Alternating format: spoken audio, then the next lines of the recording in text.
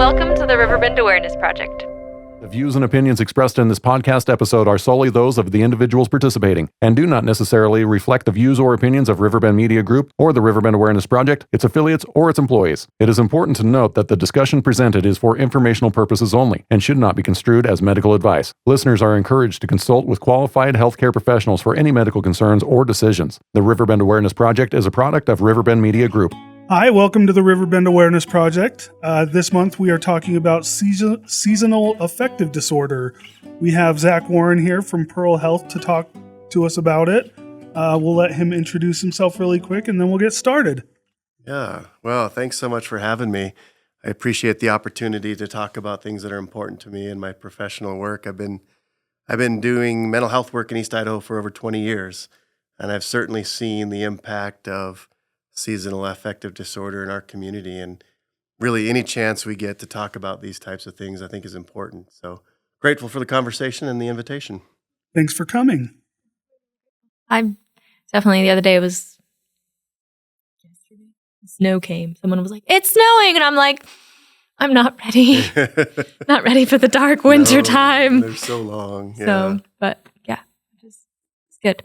So starting off, what is seasonal affective disorder for those who don't know? Sure, absolutely. I think there's a couple ways to talk about it. One, it is a diagnosable and treatable mental health condition.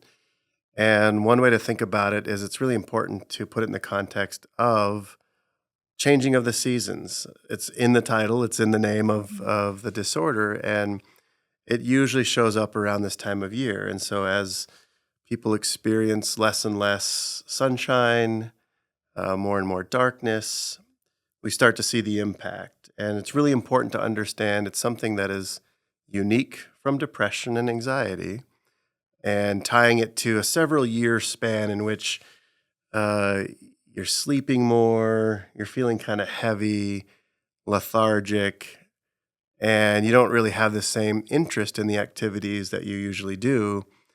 And so you have to take a wider view to really accurately assess it as seasonal affective disorder. But those are some of the markers. So if you look over a wider period of time, over several years, and you see this pattern start to emerge, that's when you might want to think about that being something that you're struggling with or experiencing. Gotcha. That actually brings us into our next question. How would you explain seasonal affective disorder to someone who hasn't experienced it? Yeah, I love that question because we all kind of wonder. Sometimes we just have bad days or bad weeks or bad months even. Our situations, life is stressful everywhere right now. So one way to think about it, it's like wearing a couple extra coats in the winter, feeling really heavy, but not really realizing that you have them on. You're moving a little slow, you're sleeping a little bit more, and it's just kind of this heaviness that weighs you down. And a lot of folks aren't really aware of it. And so we chalk it up to, oh, it's just darker or the days are shorter. But it really shows up in your body in ways that we know for certain that it's neurological and it's impacted biology and chemistry more than anything else. So that's one way to think about it. You got more coats on than you need and you don't realize it. I like that. I like that analogy because I feel like I like to be warm, right? So thinking about that, when you do get to take all the layers off though, like, okay, I've got my sweater, I've got my other sweater, I got my raincoat, I got my hat, I got my gloves. It's protecting you and making you feel warm. But when you do get to a warm, comfortable place where you can take all those layers off, it's like, it feels so much better. So I love that analogy. Great. I'm glad you connect with it. And I think that's a great way to describe it. The chance to shed those is really where you realize, oh my gosh, I was carrying more than I needed to. For sure. So what are some factors that contribute to seasonal affective disorder? Sure.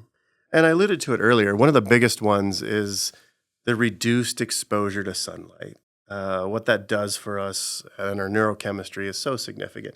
And we're actually somewhat fortunate where we live. We get a higher percentage of sunshine in other places, but our days get so short. Mm-hmm. I mean, think about our friends and acquaintances who are on that bus out to the site at 5 a.m, coming home at 6 p.m. I mean, they just don't see any daylight. So that's one of the most important factors that impact seasonal affective disorder. In fact, what is it, next week where we fall back?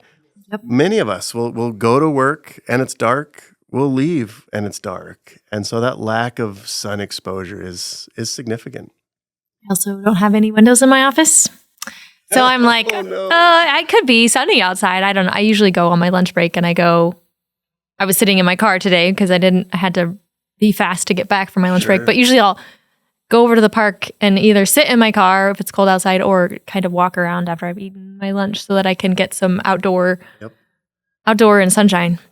Yeah, and I think we're going to get to that in some of your other questions, but you intuitively know there's a need to access that kind of experience more and more frequently. And not having windows in your office, I mean, there's just so many factors that limit our ability to access the outdoors and the sunshine, whether it's cold. Even yesterday, it was cloudy and rainy, and there's a part of me that's a little romantic. I put the fireplace on and it's great. Mm-hmm. But if you got 3, 4, 5 days of that in a row, you're kind of like, where is the sunshine? I need a break from this. Yeah, exactly.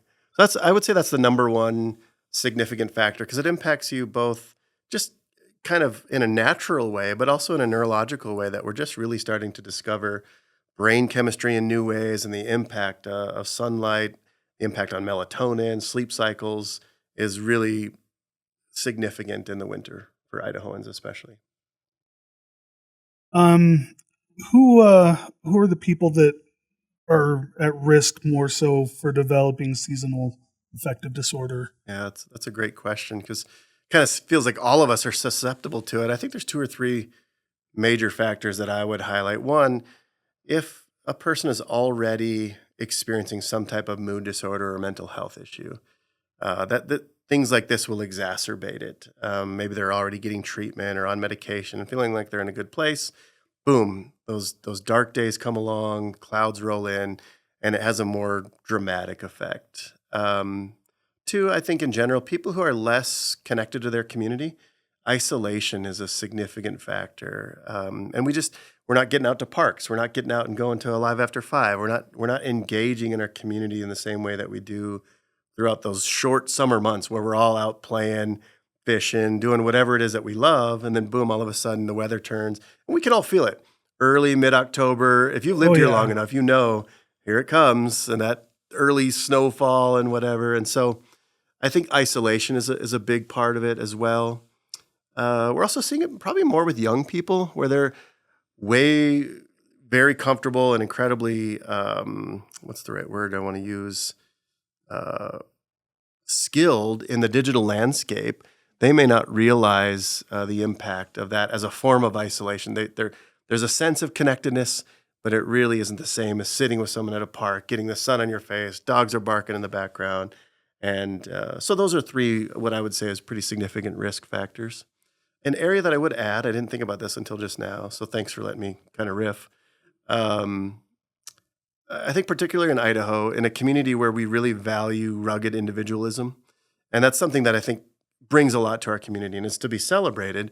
It has a darker side on the other side of the coin in terms of especially men who would maybe struggle in silence and in isolation, where they're less willing to reach out, less willing to acknowledge some struggle or problem. And that's reflected in higher suicide completion rates and the impact on our communities, decreased productivity, things like that. So just a little bit of a higher risk factor for men as well.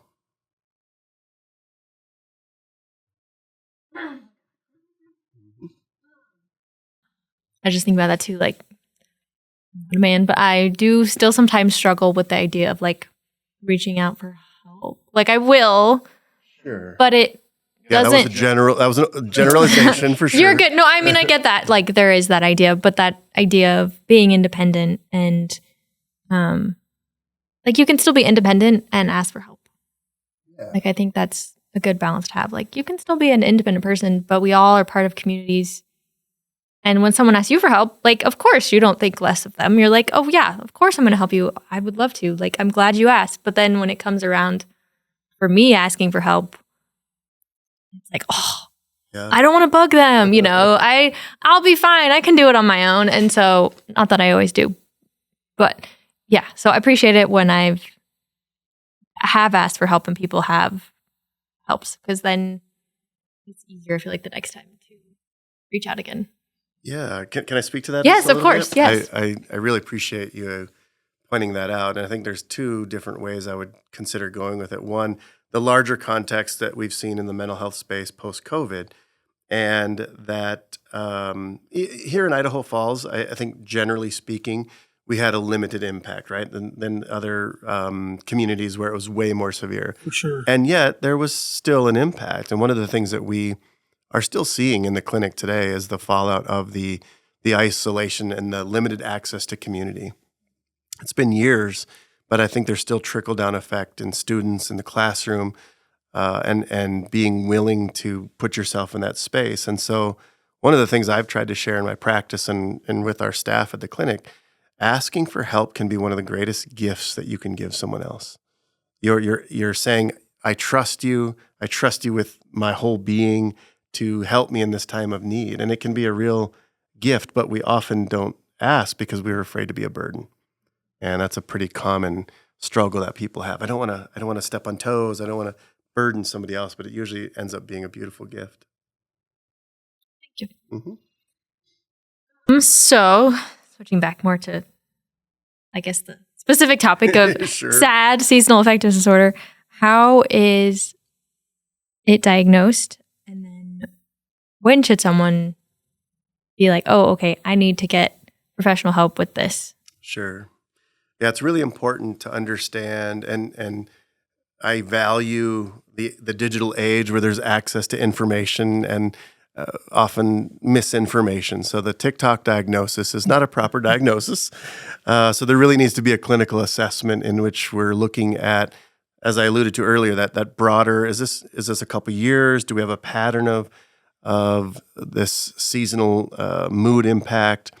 And then we start to talk about the impact on functioning. We start to look at, how is this disrupting your day-to-day life? What are the ways in which this is showing up for you that's preventing you from living your best life or being the person that you want to be? And we do all that through a thorough clinical evaluation where we're, again, taking that longer view and getting dialed into an accurate clinical assessment with a qualified professional. When to do it? I'm of the opinion that everyone would benefit from therapy and counseling, so that's my bias. But I think oftentimes your friends and family will notice before you do. So your wife or your partner or your boyfriend or girlfriend, your best friend, you're not the same. What's going on? And that starts to kind of germinate and pay attention. And then when it is a problem for you is usually when people will take action. That takes a while. I think there's a statistic out there, especially I do a lot of couples work. So I don't know how it is for the general population, but specifically to couples, people wait 7 years before getting help, even though they know there's a problem. Wow. Yeah. So I think listening to the people close around you, taking what they say at face value, evaluating that for yourself, and looking at, yeah, this is kind of disrupting my life. I should seek out a professional. That's a very long time. Yeah. You wouldn't think some people would wait that long, but I guess it makes sense. Yeah, I think it kind of speaks to what you were talking about earlier. I don't want to burden somebody. I don't really admit that it's a problem. Or There's what a if lot it of factors. doesn't, like, I feel like sometimes when, at least for myself or people that I know that should be getting more professional help for mental health, there's a little fear of like, okay, it's going to be uncomfortable, right? Because you have to put in the work. It's not just like a magic solution. Yeah. You have to take steps to actually change it. And then also that fear of like, okay, well, what if this doesn't change anything? Or doesn't change it the way I'm expecting? I guess that's a better way of putting it. What if it doesn't change how like I'm expecting it to change? Yeah, that's a great point. And it leads me to want to talk a little bit more specific about some of the things, the symptoms that someone might be experiencing, because the change that you want to see happen takes a lot of different concerted efforts. And the professional part, the evaluation part, we really look at, especially with seasonal affective disorder, sleeping too much, sleeping more than you typically do, lower energy, just kind of a malaise, disinterest in things that you usually are interested in. And again, it's tied to this ebb and flow of the seasons. It doesn't show up as much in the spring or summer, or it abates in the spring and summer. So those are a couple more specific ways that people could be looking at going, yeah, I do want to sleep better, or yeah, I have been kind of just bored or disinterested. Yeah, let's do something about that. What are some of the other ways that seasonal affective disorder can show up in somebody's daily life or affect it? Yeah, it's kind of sneaky. I think one of the big ways is you start avoiding things that you typically enjoy.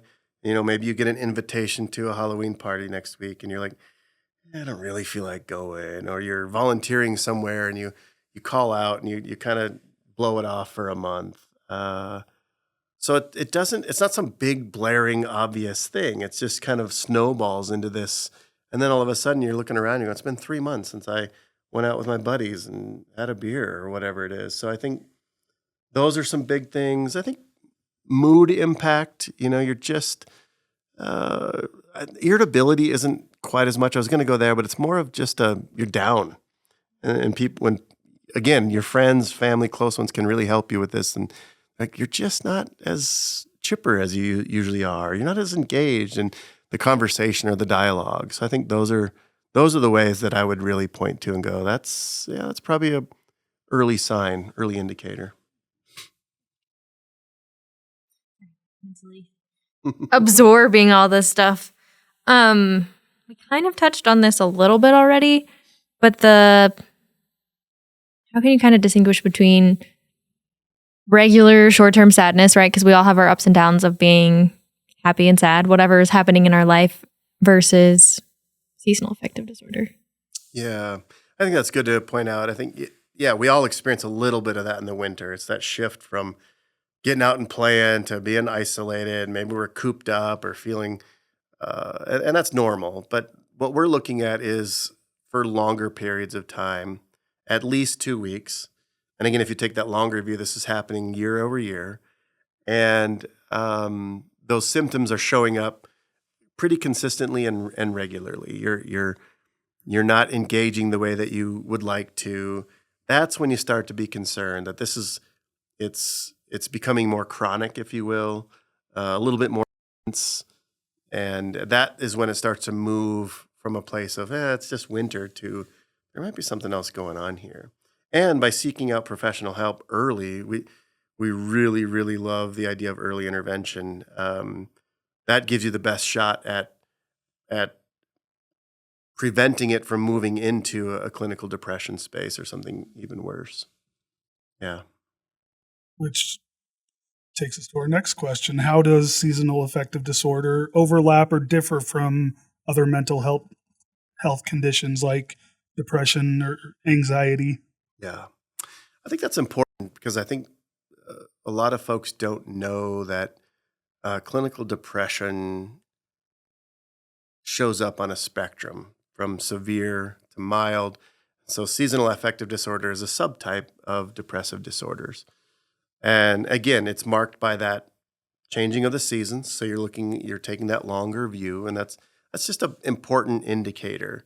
And then I would say the symptoms are milder, where you're still going to work. In some of our most severe forms of depression, people are not getting out of bed. They're not doing their hygiene routines. They're not really wanting to shower or brush their teeth. And those are the places where it gets what we would call clinically severe. And so you're still able to show up. You're still able to hold down a job and have relationships. You're just not quite your same self. And so on that spectrum of severe to mild, it fits in that subgroup. And we would clinically classify it on the milder side of depression. There's thoughts in my brain.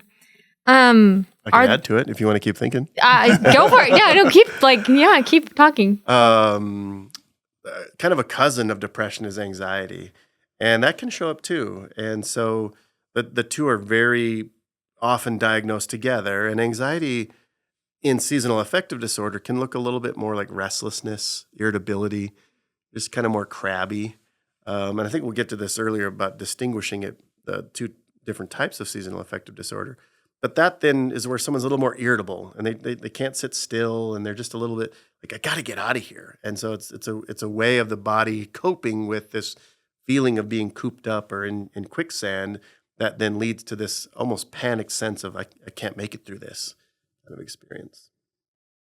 I think that was part of kind of where my brain was going, that idea of like it feeding into, if you already have some level of anxiety or depression, how they can feed into one another, Yeah, basically. for sure. So that's what I'm thinking. So Great. We don't read minds as therapists, but we're pretty close. I would hope that you have that understanding of the brain and emotions and stuff. Is there specific treatments for seasonal affective disorder? Yeah, I love that you asked this question. It is incredibly treatable. And as we talked about earlier, the lack of sunlight is one of the biggest factors. And so there are an array of sunlight mimicking devices that you can find on Amazon. You want to get the full broad spectrum, do that for 20 to 30 minutes a day. It's a really interesting and unique way of treating it. It's incredibly powerful. Building it into your winter routine, I think, is something that a lot of people do and have success with. We've seen it at the clinic time and time again. So that would be my number one suggestion. Spend the $50-$100 on Amazon. Try to get a reputable one with good reviews. I don't have one specific that I recommend, but there's a plethora of options just on Amazon. I don't know how readily you can get it locally, but I think I have seen them at Home Depot. Okay, yeah, that's great. That's great. Home Depot of all places. That's great. Have lights. Yeah, right. They've got all the lights you need, And it is that full broad spectrum. So that's an important indicator because that mimics the sunlight as much as possible. In addition to that, I think it's so important to keep up pretty consistent routines involving sleep. Clinically, we talk about good sleep hygiene. That's having an evening routine, going to bed roughly the same time most nights, getting full, complete, restful sleep. That's critical. Earlier I talked about sleeping too much as being an indicator, but good, healthy sleeping routines, and then being active. As much as we feel bogged down in the wintertime, there's opportunities to snow ski, snowboard, snowshoe, cross-country ski. And we do have a higher percentage of sunny days than other parts of the country, even though it's cold. So getting out, being physically active, those are critical. If someone can't kick it with just those lifestyle decisions or choices or the light therapy, certainly some talk therapy can be helpful in those spaces to help someone see some of the bigger picture stories that are going on in their mind to help reframe that and give them a sense of hope with a partner. I have a friend who got a light. And she's like, it definitely helped. So I was like, well, that's good. That's awesome. So just like, it's kind of weird. You wouldn't think that it would, because it's not the sun, but it's cool that your brain can be not necessarily tricked, but be like, oh, this is still helpful. Yeah. And I like that distinction, not tricked, because we're just learning so much about neurochemistry. It's a relatively new field, and the connections that we can, I wouldn't quite call it AI, but it's a form of that. And we're recreating something that's incredibly helpful with technology and research and science, and our brains believe it, and it has a positive impact. So I like that story. What are some of the common misconceptions about seasonal affective disorder? It's similar to some other mental health pieces. I think distinguish it from just being sad. It's not just being sad. It's really the impact on your functioning across multiple areas of your life. And so I think some people, it's the distinction between the winter blues and just feeling down to being a real diagnosable and treatable condition. I think sometimes we get into this space of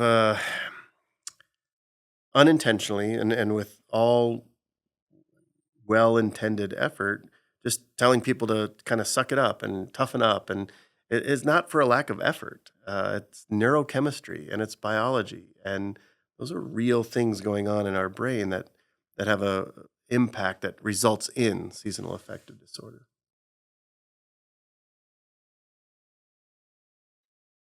So I didn't know this, but when we were researching for questions, Good. I have always associated seasonal affective disorder with winter, but I saw that it could be in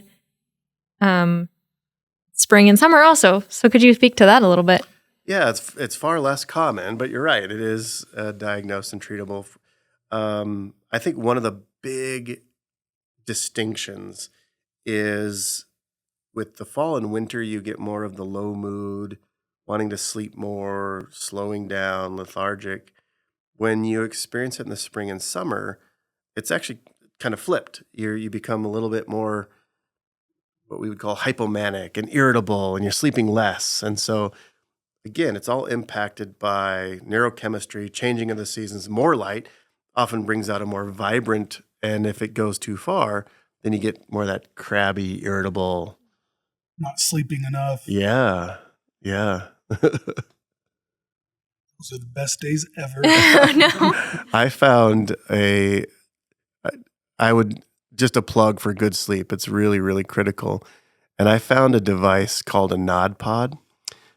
Are you familiar with a weighted blanket? Yeah. Okay, so a lot of people are familiar with weighted blankets. This is basically a weighted blanket for your eyes. And it's $20-$30 online, and it has a cooling effect on your face, and it also blocks out all of the light. So if you're someone who wakes up or goes to bed with the natural sleep rhythms or the light rhythms, and that's not enough, a Nod Pod on Amazon has been a game changer for me personally, and I've recommended to a lot of my clients. Huh. Yeah, I might look into one of those. pretty sweet. Can't sleep in the dark. Scares me too much. I don't like the lack of, I don't like physical senses being cut off. Sure. Which is probably something to do with anxiety, I'm sure. We can But do another podcast. That's cool. Thank you for sharing that. Yeah. I hope I answered the question in a helpful way. Yes, you did. Good. So living in where we live in the Northern Hemisphere, where it's going to get darker in the winter and the seasons are going to affect that. What's something we can kind of all keep in mind, especially for people like if we have friends or family who go out to the site and they don't see that sun or that kind of thing. Keep in mind that they might be affected by seasonal affective disorder. Yeah, I really love the question, and it's an important one for our community heading into this season. So I'm grateful that you're asking it.